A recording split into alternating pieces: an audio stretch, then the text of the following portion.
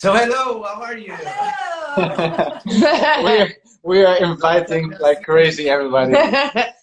Inviting. Yeah, we are great. Oh. Good. So we're gonna do this. Please record it, send it to me because I want to do like a beautiful edition after to post it and to more people being able to watch it because the time zones and all this stuff don't allow more people to see it. And for sure, we're gonna talk about a lot of beautiful things here and very inspirational things for a lot of people, for those that are starting at this moment, for those that are on the scene for a long time.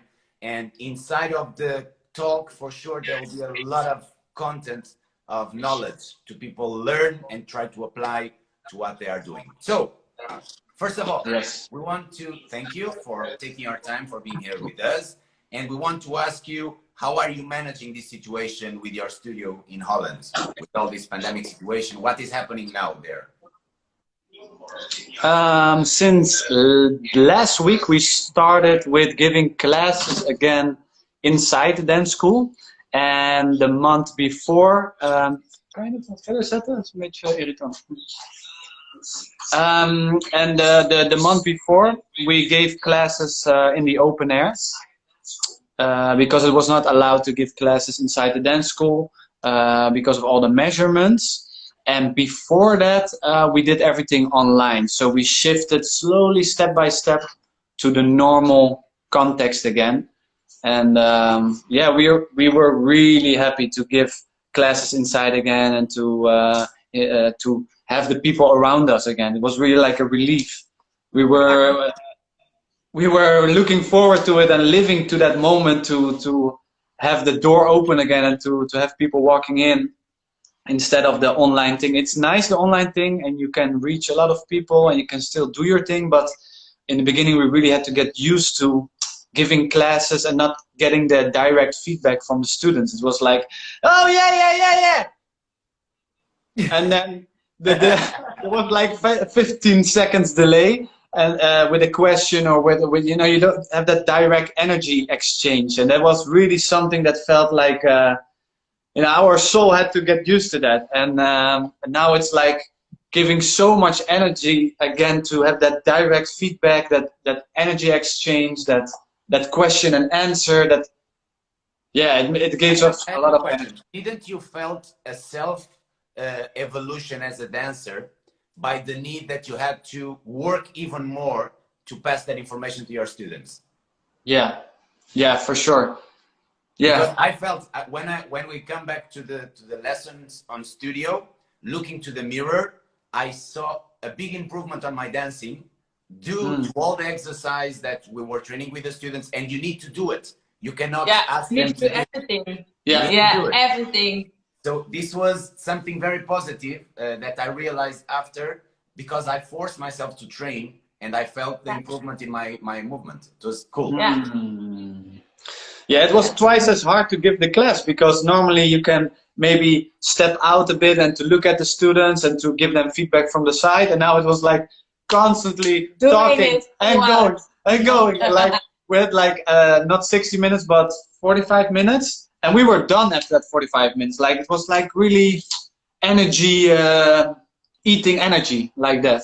Yeah, for sure. Yeah, it's like teaching one online lesson. It's like teaching 5 hours of lessons. Yeah.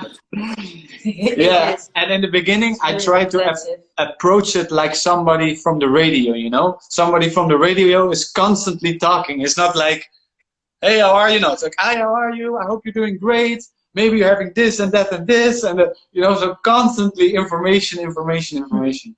Yeah, and that thing of the delay, it's a pain in the ass because you ask and then you need to wait, but then when they are answering, you already passed the time that you are nothing.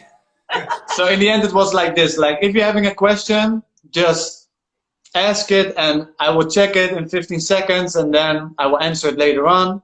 Or with a joke, there was like 20 seconds later, you got the reaction. You were laughing on your own. It was like, it felt like a bubble. Gradually, you are starting the lessons because I saw the videos outside lessons. Are you doing also inside of the studios? Yeah. So last Monday, we gave all the classes inside again. It's possible. So we were really happy to do that because with the open air classes, we had, when it was nice weather, we had it outside. When it was bad weather, we had it online. And now, doesn't matter, nice weather or bad weather, we have it inside or outside. And that's really nice. Okay. And what's really crazy, in the last 8 years, we never thought so much of the idea of giving classes outside when it is nice weather. We always thought, okay, it's nice weather, people are going to the beach.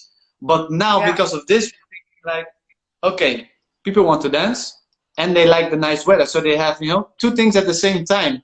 And we were like, shit, all those years, you know? Nice. Suleika, how do you met each other? How do we what? How do you met each other? Oh, we. Yeah. We met each other 8 years ago. You're thinking like, yeah, 8 years ago, right? Yes. 8 years ago at a party here in The Hague in our hometown. You have like a social party every Wednesday. And I went there with my sisters and cousins. I think your whole family was sent for a dance. And at that time, there was no Kizomba, people dancing Kizomba yet here at parties or classes in Holland, especially not in The Hague. But I saw Selwin dancing Kizomba, and I already seen it before, and I was looking for it, and I saw him like, oh my god.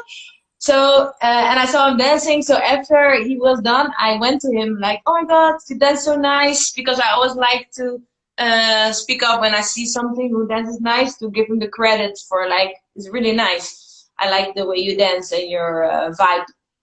So then he was like, oh, thank you. And then we were talking, and then we found out that we were in the same high school. So he knew who I was, but I didn't know who he was. Yeah. I remembered her face because she was known at the high school as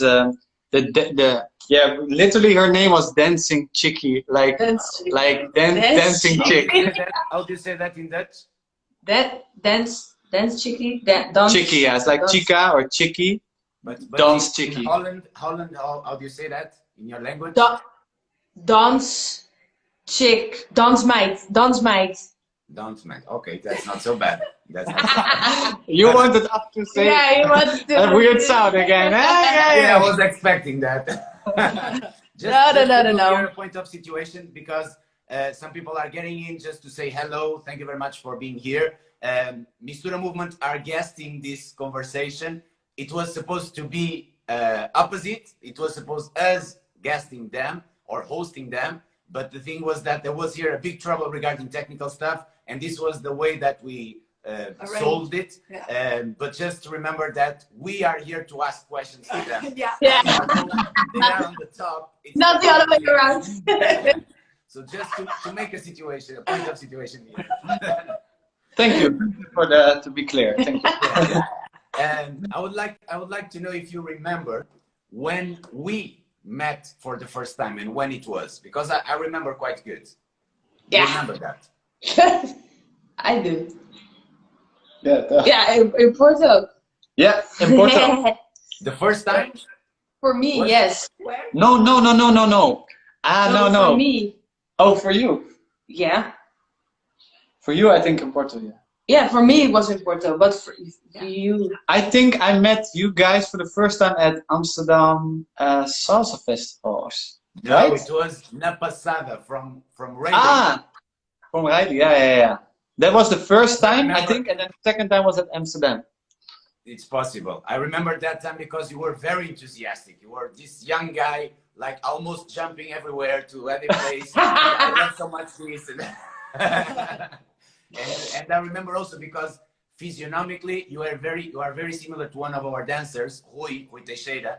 We consider mainly at that time when you were younger. and it was something that it was catching for my eyes and for my memory. And then, yeah, and then you decided to come to Porto because you met each other, you start doing some partnership together, and you came to our teachers training, correct? Yeah. Why you decide to do that? What were your expectations? What were you trying to find with that? That's a really good question. I remembered you guys giving classes at Na Passada, but also in Amsterdam. And that was one of my first congresses where I went. I was so crazy of salsa and the whole Latin scene and Kizomba and bachata that I went there just on my own to experience. And I saw you guys again. And I really loved your energy and the way you transmit the information about dance and culture.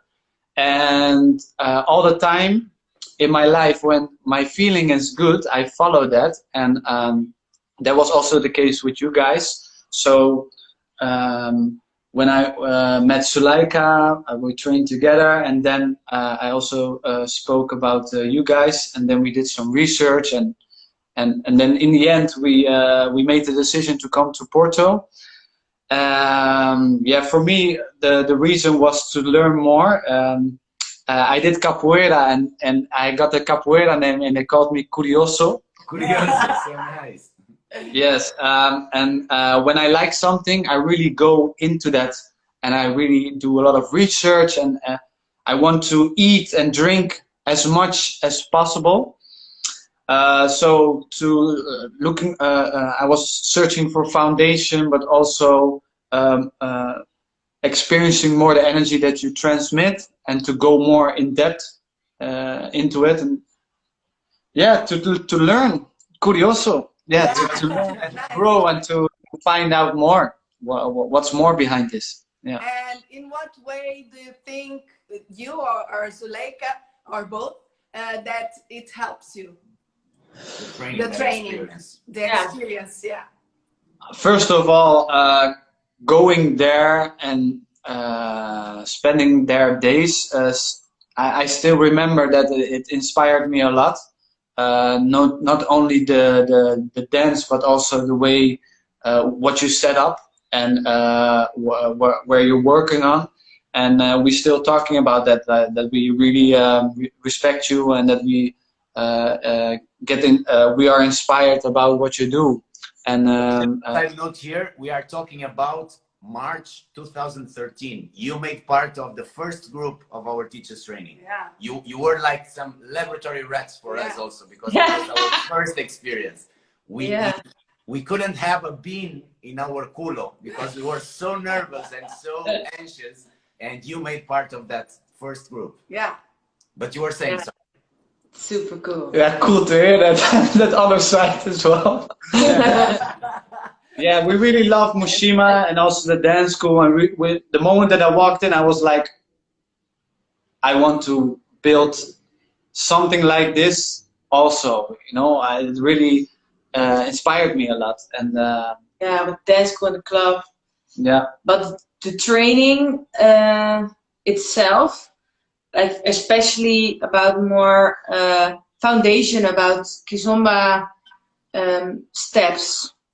I think that was the main thing, because for me, I already did my I was already doing a whole study of dance teachers, so how to teach I already learned about it every day in school, but to know more foundation about the Kizomba dance, that was really important for us, especially because we would like to spread it in our hometown, because there were no classes and everybody wanted to learn it, but we were like, yeah, we're not gonna teach something like what happens a lot, in my opinion, that, oh yeah, that's nice, can you teach me? And then you're gonna teach something where you don't know that much about yet, or not enough. Yeah. So we were like, okay, first we're gonna dive deeply into it to really know what we are talking about, so we can spread it in a nice way, or a proper way.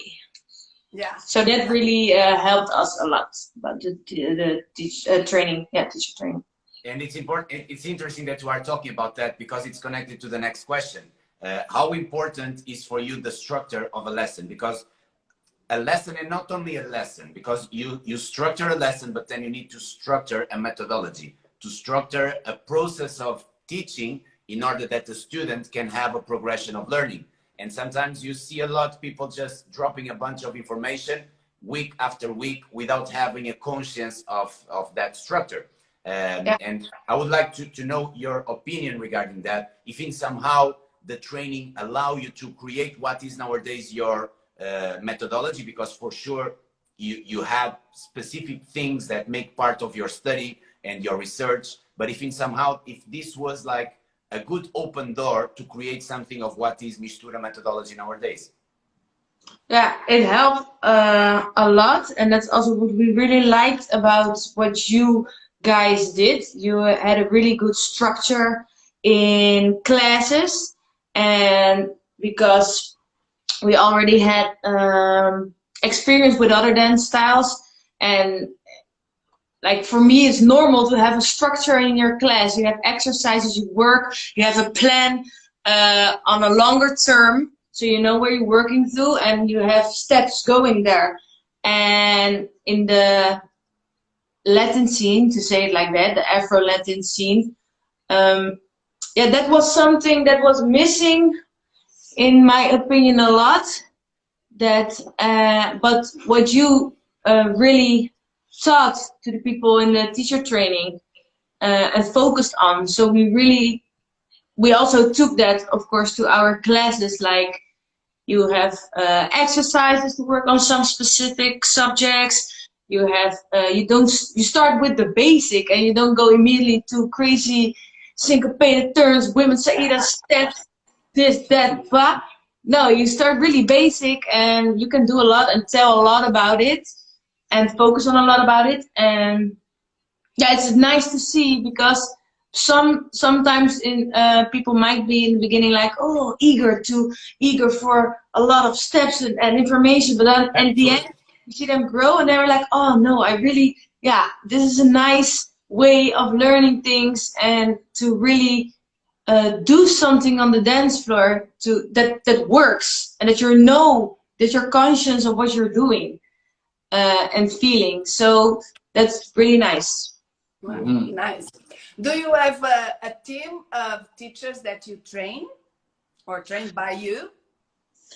We have done it in the past.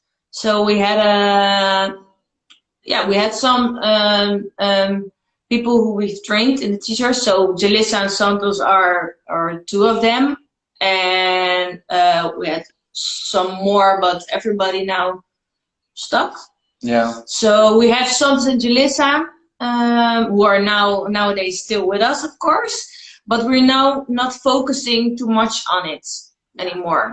But here, this question is more about in your school, you have several lessons happening, and for sure you have several levels, and you have some instructors. Some of them might be freelancers that you hire to teach, others make part of your team. But specifically about Kizomba, your Kizomba lessons, I imagine that they have a specific structure, and if you just allow the other instructors to teach whatever they want, or if you have a program that the team of Mistura, when it comes to Kizomba lessons, if you follow the same program, or if this is not the system that you use. We also, in the time that we had a lot of teachers teaching Kizomba with us in the team, we also had like the syllabus. So we wrote every class, so everybody gave the same class. Wherever you took it, you had the same things. And at the end, at a specific point, we had, for example, some techniques of the class, but they made their own sequence. But it was in line with the syllabus we've created. Yes. Because do you think that this is the only way of creating a structure that follow a certain direction to keep a brand respecting certain terms? Do you understand my point here? Because imagine if you have a school and you have a lot of instructors teaching, but each one of them teach whatever they want, difficulty, or in a difficult way, you will have the opportunity to have an organization. And in terms of organization of a structure, do you think that is better like this, or just to have freelancers and teaching whatever they want as they want? Now, I think if you have freelancers, for us, it's important that they are in line with the same mindset. So for us, it's really important that in every class in our dance school, it's not a class where we only focus on a nice choreography, but we want to teach the people something. If it's Kizomba, Afrofusion, Feminine Fusion, or whatever style we give. So we like exercises and all those things. But the freelancers we have are free to do their own class, but we still are like, okay, but we would like to have this because this is what we what we stand for and what we like. And so someone needs to fit in our vision, let's say it like that. So I think it's possible to not to give somebody their freedom to teach what they want, but if you're like, yeah, do whatever you want, then I don't think it will be a strong a strong unity within a dance school. Yeah, it makes sense. It makes sense. You some years ago, in the beginning, you were boyfriend and girlfriend, yeah? Then you split each other, but you were doing at the same time the work. You didn't give up of your partnership, yeah? How was it? How was it? Yeah, of course, it's a period where you're changing to another phase, and it can be challenging. But in the end, the thing was always keeping us going was that it was something bigger than us. We were thinking in a community. We were thinking in building something. We were thinking in the power of dance, which is really something valuable, and it was much more higher than our challenges in communication, training together, preparing stuff, and also a period where you learn a lot. If we're looking now back, that's also a period, although challenging, where we learned a lot, and we are really happy that we are still doing what we love. And you didn't have the guts to break everything? The guts. No, we had the guts to continue. Yeah, nice. Nice. Yeah. It's quite difficult to keep a life, a professional life in this industry in partnership with a personal relation. It's hard, but it's even more difficult when you come from a relationship and you have a partnership in this industry, and if you break up one of them, to be able to move with the other. And we have a lot of situations and examples in our scene, and I just love the way that you manage it in order to become stronger and to be able to split the things. And Suleika have a beautiful baby. She constructs her family. Selwin have her family. A beautiful girlfriend. Don't say that. And you were able to construct something. It's like Cork and Judith. It's the same situation. And that we work quite close to them. And there was a period that I know that was tough. Yeah. And they were this close to finish everything. Yeah. And it's interesting to know from you that you didn't consider that. Never was a possibility. Although you split in the relationship, like in love. Being able to move on. To keep going. Of course, sometimes your thoughts have their own life, so sometimes thoughts are flying to the head. But I think it's also normal in a period where you're being challenged on those surfaces. Like, you need to. There's pressure, and you need to make something or give a class together in front of 80 people, and you have to switch that button, and then you are, falling back on the foundation or the experience that you have, although maybe you're having pain in your mind or in your soul. That can be, but yeah, it is. It's a growing, Yeah, it's a maturity yeah. process. And you were very brave, both of you, to keep going with your project as Mistura, and it's amazing. And Thank you. I think it was you have the foi possível. You have the reward. You have the reward of the challenging that you win. Yeah. Thank you. Yeah. My English is not very good looking. Sorry. What is something that you want to reach, a goal, an objective that you were not able yet of achieving it? Yet. Yet. Yeah, sorry.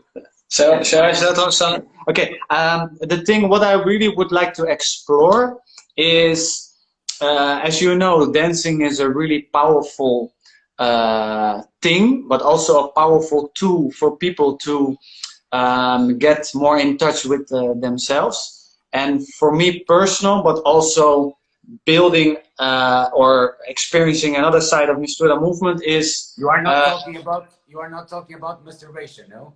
Because touching with himself, I don't know, I get confused. no, it's like what I would like to discover. What I would like to discover is the more the, how do you say that in English? Healing, coaching. The coaching side of dance, because there are a lot of people walking Therapy. around with mental or physical problems, Therapy. and it would be therapy Dance therapy. would be really nice to develop something like that, because in all our years, also personal, but also with people around us, we see that dance can help so much in your personal growth, expressing your emotions, release of stress and stuff, and that's really, I think, something which is activity. This Yeah. is a life-changing activity. And you know, it's interesting that you are talking that, because in our goals, in our objectives, or our maxim, like a slogan, we don't teach how to dance, we teach people how to live. And it's a fact, because you can place people inside of the dance world in two main boxes. The one that are social dancers, the dancers for fun, and you have the professional dancers, the ones that want to improve and to create a profession around that. And you can have this kind of coaching system in a two different stages, because it can be only for people that have their day job and they live their life and have the dance like a B-side of their life. Or you can have this kind of coaching, a little bit what we do with the teachers training, directed to professionals. So with Kizomba, I think we were able to create this kind of program that we don't deliver only the core of the dance, but like you said, one of the things that you remember more when you came here were being inspired to be able to create something similar to that, and you arrive home with that full energy, with the thought, it's possible to do it. If these guys made it in Porto, we can do it here in The Hague, and we can do it with our way, and having this powerful will, because it's all about here, and you need to believe. So this kind of approach and this kind of speech that you are giving now, it's beautiful, and we need to have more people with that, and more instructors and professionals understanding the responsibility that we have in our hands when we are dealing with people, because we are managing energies, we are managing chemistry changes on their body due to the hormones activity that we create. And it's interesting, there is a guy from the UK, Julian, you know him, he's always in Rovin. He's a DJ and bachata, and he made like Julian. Yeah. He made like a PhD research regarding how movement can change your chemistry and activate certain hormones by doing movements with the arms up, opening the chest, and it's really interesting. If you like that, talk with him, because you will open a lot of possibilities, because it's a kind of scientific exposure. exploration. Exactly. Explorer. So exactly. So you have like medical support in order that they can test, and it's like a scientific project also. So it's really, really interesting, and it's a good goal that you have. Nice. Good job. Nice. And what is that the big dream? The big dream. The big dream is creating like a platform here in The Hague where people can come to, where they can experience dance, art, culture, and that they also feel, in Dutch, that they also have the opportunity to grow and express themselves. And it's a little bit abstract, but we see like a place where there's not only dance, but also other ways of expression like art and music. And it all comes together. And it's literally a mistura. It's like a mistura movimiento, where people do their thing and they express themselves. And it doesn't matter what it is, black, white, music, dance, poetry. Like a creative hub. Yeah. Good. Nice. Beautiful. I will go a little bit back. I already spoke about that in an interview that somebody made to me, that I had a master. I was aerobics teacher, and I had my master that he was aerobics teacher also. But at the time, I was doing everything as he was doing. I was like his daughter, yeah? And one day I had the need of being myself. Why?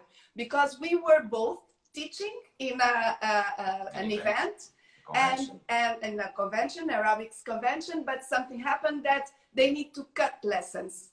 And of course, which one they cut?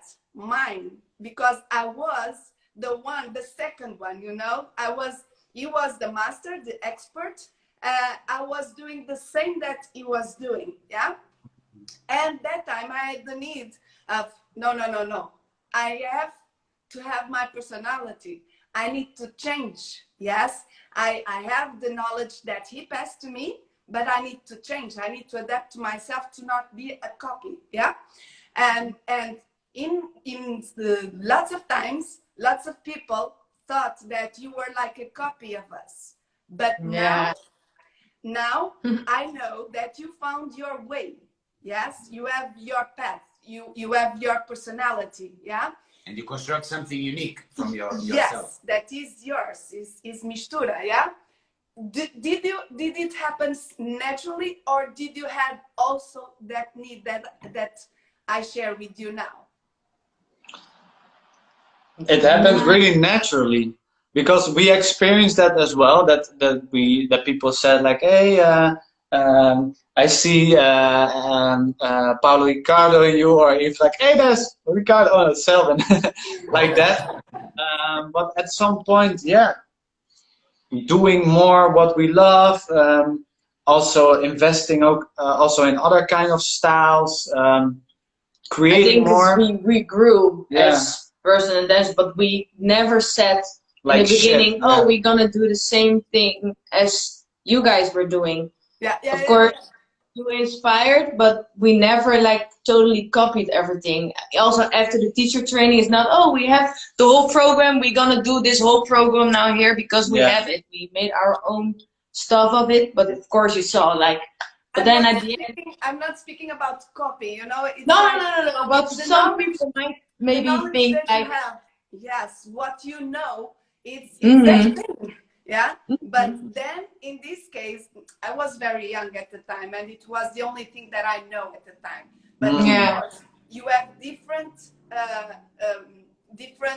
pasts, yes, and different pasts, memories, of course, and you have another way of doing the things, yes, with the knowledge that you have. But it was only the thing. It's everything okay if you have the need, or if you don't have the need. But I was sharing with you that I had the need at that time. My teacher, and I was curious. I give you this example from our side. Inside of salsa, we always love the teamwork shows in group, and due to Paula's background with aerobics, and as we like everything sharp, there was a moment here in Portugal that people were saying that Afro Latin Connection in salsa was like the tropical jam of Portugal. And for us, but this in a bad way, in a copy. No, I didn't feel it like that. I felt it like a big compliment, because for us, tropical jam was, of course, we were very far away from what they had, but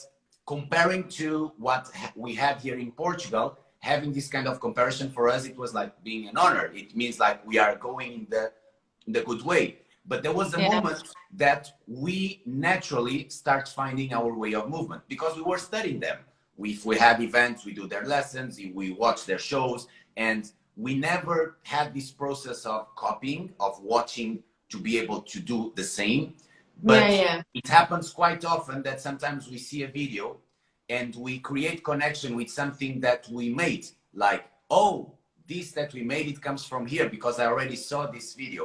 But it's not the same because it's like a cocktail that you feed with everything. So I think that the question of Paula was more about that. If you felt in some moment that need of going in a direction that could not be compared to what we were doing, or if naturally it starts happen without never thinking about that. But because I'm not saying that one is right, other wrong. It's a normal process. No, of course there's no right or wrong. No, it's naturally. And every time people compared us to you, we were like, yeah, better to you because you guys are great. So it's like a compliment. Yeah, we are proud of it. We share that with respect and with openness. Yeah. Beautiful. I have here two last questions, but one because you have your things to do, and we also. And people also. You were young when you start this. Do you remember how old were you in 2013? Don't say that. They need to say their age now. There is no 20. But you were around 20, yeah? 20, 21. Yeah. You were very young. I have some photos that I will post after from that time. Not again, the picture. Let me tell you. You made a big investment because you travel from Holland, you pay your hotel, you pay your travel, you pay your food, and you pay the training. And the training, it's not the question of being expensive, but mainly for somebody that is in a beginning, it's a lot of money. It's not expensive, but it's a lot of money because taking in consideration what you receive from that investment, I still consider that is a good investment that you can recover easily that investment with work. But it's a big investment that you need to do. Do you consider that if you didn't need to pay it, that you would have assumed so much commitment and responsibility in what you made after? In this point, there are people that get the things for free, and there are people that need to pay to be able to do it.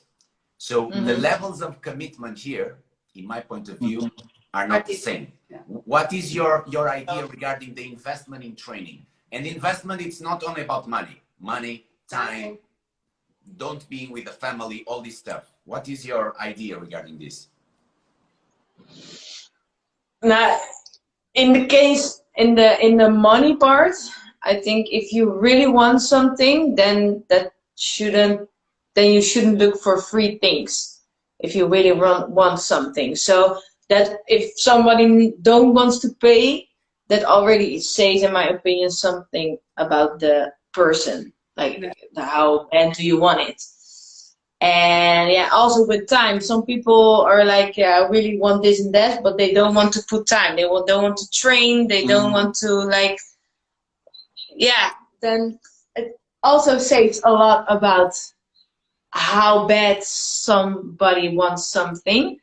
So, and I think those information where you're training to become like a better dancer or teacher or something shouldn't be for free, because after all, you get benefits. Like you say, you can get more work or not even work, or you can get more fun on the dance floor or whatever. And for the other ones, it is also work next to that. We really love to share knowledge with people and to help people grow and everything. But it's also knowledge where we worked very hard for and put our time and energy and soul into. So I think people who are willing to grow should be open to invest in it fully, in what kind of way it is. So money-wise, time-wise, energy-wise.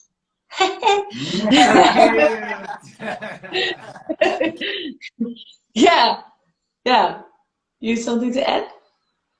Yeah, you can even go far beyond that. You know, why do we about money and stuff? But yeah, it's true. If you want something, then you have to deal with the whole process that you get, because especially now in this period, people are looking for the instant solution, and everybody is offering the instant solution, but the instant solution is not the solution. It's maybe instant from the superficial, but in the end, it's not a solution. And people should know that the things which are really valuable, those things ask for money, time, a lot of work, respect, love, passion, and all the castles are not built from scratch. So it takes a lot of time.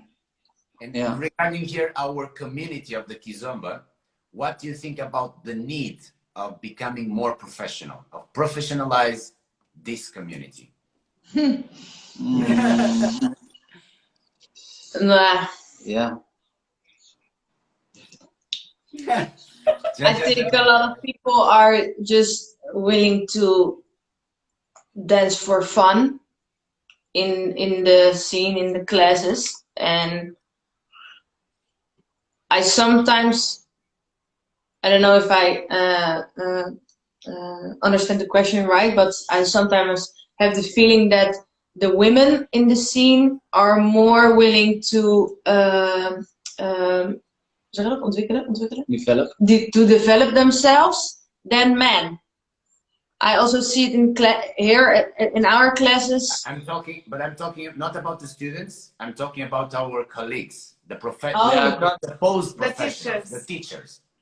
Yeah, it's interesting because we're talking about an art form, and we're talking about a culture, which is a culture. But the moment that something is popular, something is being organized, so you get events, so there's money, so big events ask for professional organization. Okay, they want to have teachers. Okay, can you put a teacher there who's not experienced? No, you need an experienced teacher. What is an experienced teacher? So yeah, it's kind of crazy that the moment something is popular and it's being spread, it asks for stuff. So also professional teacher, and what are professional teachers? Yeah. I think nowadays Kizomba is so much being spread that there is a big community. So there is also a big responsibility with those people who are sharing the culture and art. So you need to have foundation or a network of people who have the right knowledge and the right connection with the culture. I think we have to search in that area. Yeah, I think it's what I look to it, because there are teachers who can really tell a lot about the culture and the steps. But if they're going to like teach, and I watch and I hear them count, I'm like, oh, I'm getting errors like 1, 2, 3, 4, 1, 2, 3, 4, 5, 6, 7, 8, 12, 13, 14, 15, like, 16. Then twice I get like, oh my god, how can you teach like this? Or because I don't know. As people like it or not, this is an industry. Yeah. And this is one of my goals, is to cut out the taboo of talking about money when you talk about dance. Because when you talk about money, money is something that is dirty. It's something that creates problems, creates wars, and the people have problems in talking about money. And it's important to clarify that a lot of people go to Facebook and social media just shouting a bunch of bullshit, saying these people just think about money. And my question is, you that work with medicine, that work with farms, don't you think about money when you are working? Is it the way that you have to survive? Is not the place that you invest a lot of time, a lot of money also to become what you are? So in our industry of dance, it's important to understand that this is an industry. Me and Paula and you, we pay our bills, we pay our taxes, we pay our food, we pay our clothes by the work that we do regarding dancing. And we invest to get there. We pay a lot of money. We are now doing trainings and we are paying a lot of money that we need to have a return after that, because we are investing in our skills, in what we create as a service to deliver to the people. And this is my point of becoming professional. This is my point of understanding that an industry needs to have a structure that allow each country to go a little bit more forward regarding economy, regarding a lot of situations that people that are on the dance scene don't understand. And in my point of view, students should not think about that, because they are paying to receive entertainment, to receive growing, to learn how to live. But we, the instructors, the community, the professionals, need to defend our class. And it needs to start from the inside to the outside. So this is one of the objectives also with this kind of talks, is to call people that live for that, that made investments, that we can inspire others and show others that this is important. Invest in your training, do the things in the right way, keep studying, understand what you do to the others as an instructor, because you will change people's life. And this is so important. It's not just learning or teaching how to move their bunda and how to connect and to find a girlfriend. It's much more than that. A lot of responsibilities. Even if you are not into the cultural thing, that's okay. You don't need to go there. There are a lot of people working that direction that work good. But if you are in urban keys, in fusion, that you don't want to know nothing regarding culture, you need to have this sense of responsibility, mobility, body condition. So all of this, and this is my point every time I talk about professionalism of our community, not mainly the Afro-Latin rhythms like we were talking about here, salsa, bachata. It's different from ballet. It's impossible that somebody will teach an exam of ballet without having a degree from Royal or whatever. So this is a long process to get there, but it's important to talk about that in order that the ones that work on this start creating more understanding and start conscience, in order that we can get one step more forward or one step more up in our ladder of learning. And even because there are people that the students and people from outside that don't understand our profession, yes, our job, because they think that we are it's on the side. We are teaching dance like, oh, it's so funny. It's not to earn money with that, yes? People are now understanding, I think, that you need to invest time, you need to invest money, that take time, and we have lots of work to prepare a lesson. And even to teach, it's not only to dance and to move el culito. I remember one situation that, you know, culito. Our first landlord, he was a person that understand of buildings, nothing more, businessman. And there was one day that I was in my laptop listening to music, because I was trying to find music to the lesson. And he arrived and he said, oh, listening to music. And I said, no, I'm working. And he said, what? Working, listening to music?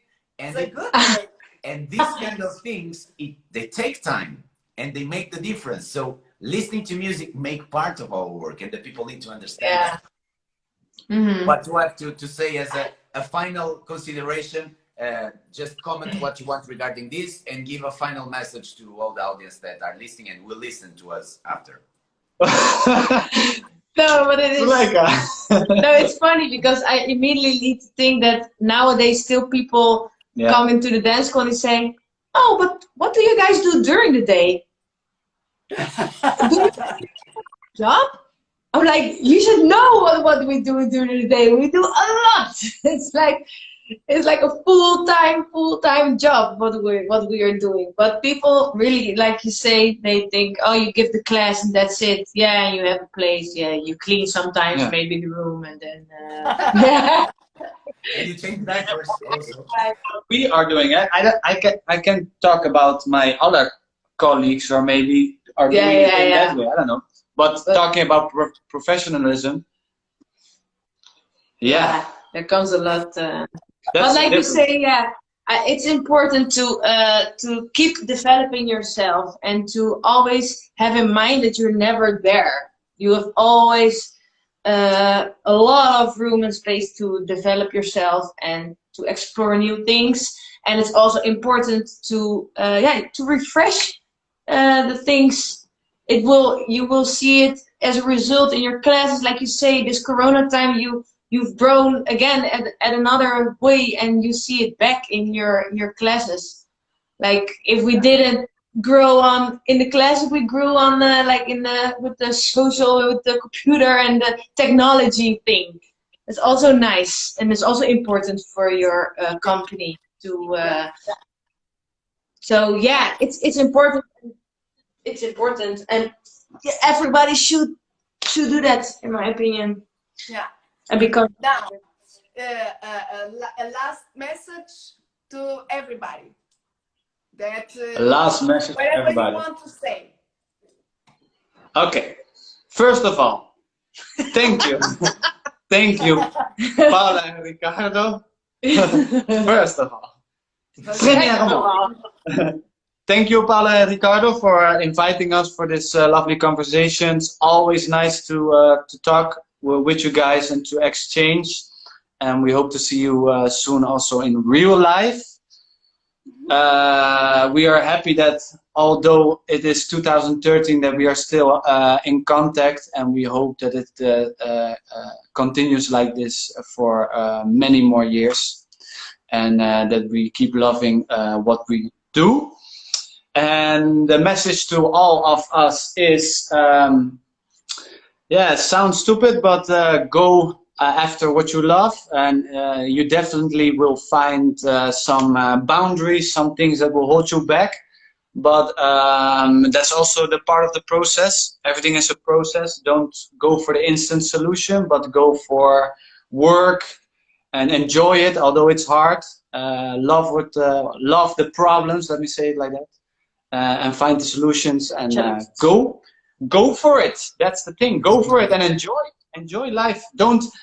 I have one really nice one. I'm gonna close with that one. If you have one leg in the past and you have one leg in the future, you're peeing on the thing that's happening right now. Yeah. So stay in the moment and enjoy the pee.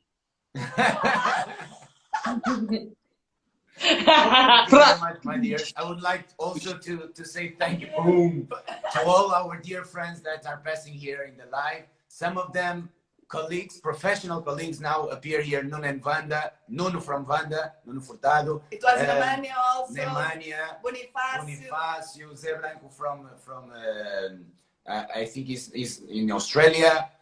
So a lot of good friends, a lot of good people that are here hanging out. Enjoy the pee. Enjoy the pee. It's now the new hashtag. Enjoy the pee. So, thank you so much. Follow these two. For those of you that are watching this, support them. Go to their lessons. Attend their online lessons. Give them the support that they need and the energy in order that they can construct their creative hoop, Mistura stuff, the big dream. Because life is made of dreams, but we just need to plan and go active, go for it in order that the dreams pass to reality and don't stay just as a dream. So thank you very much. Wednesday, we're going to have a beautiful conversation also with two beautiful people, Adonis and Ara from Greece. They're going to be, I hope, in our Instagram profile with a conversation. And thank you so much. Thank you. Keep going. Thank you. Muito obrigado. Bye. Beijo.